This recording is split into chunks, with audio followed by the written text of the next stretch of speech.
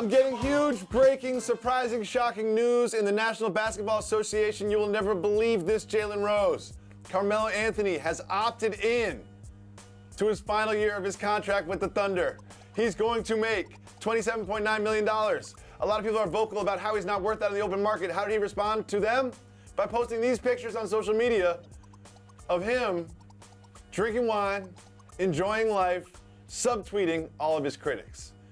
Jalen, what does him opting in and him with these tweets tell you about where his head is at? Well, the opting in and the tweets are two different things that kind of meet at a summit.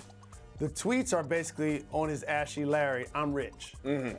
So y'all can't say anything about me. I'm living my best life. I can buy anything I want to buy. I'm set for life. He's addressing the critics without addressing the critics, basically. That's one side of it. But the thing that won't silence the critics is your money. And what people are criticizing him for is they feel like that a player that got drafted in the same draft class as LeBron James and Dwayne Wade has probably been on par with their NBA contracts, but has yet to be able to lead a basketball team consistently and successfully toward championship glory. You never want to be in a position when you opt into a year of a contract where the front office of that franchise is like, you know, like when they got the news, they're just like, we're going to have to pay him that $28 million. But here's a distinction I want to paint for people. How about when you get drafted in the same class as LeBron and he declines his $35 million option and they like, what can we do to get him to sign?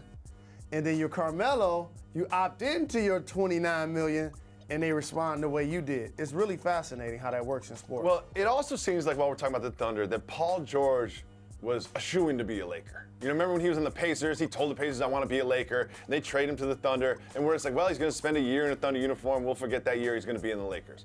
Seems like, from what I'm reading in reports and hearing from people, that it's not a shoo-in that he's going to end up on the Los Angeles Lakers. Do you think he would re-sign with the Thunder this year? It was all good just a week ago. Again, and this is why as management, you got to own your space as it relates to decision making and try to create an identity and understand the people that you're bringing to your organization. The Thunder saw Paul George and was like, we feel like once he become a part of our culture, he's going to like it here. And he's going to like playing alongside Russell. We believe we could trade for him without any guarantees, because not only do we think we could convince him to stay, we have his 5th year, which is worth about $40 million. Yep. And if he decides to leave and he wants that 5th year, at least we can sign and trade him. That's the part that people always forget about sign and trade. As it relates to like what's happening with Kawhi right now. If Kyrie Irving didn't like getting traded to Boston, we'd be like, oh, they traded him somewhere that he didn't want to be. Of course. If you look at Chris Paul last year, he didn't just as a free agent sign with Houston. He opted in, was a Clipper, and then they traded for him. And so for Carmelo and now Paul George, I think he ultimately stays in OKC.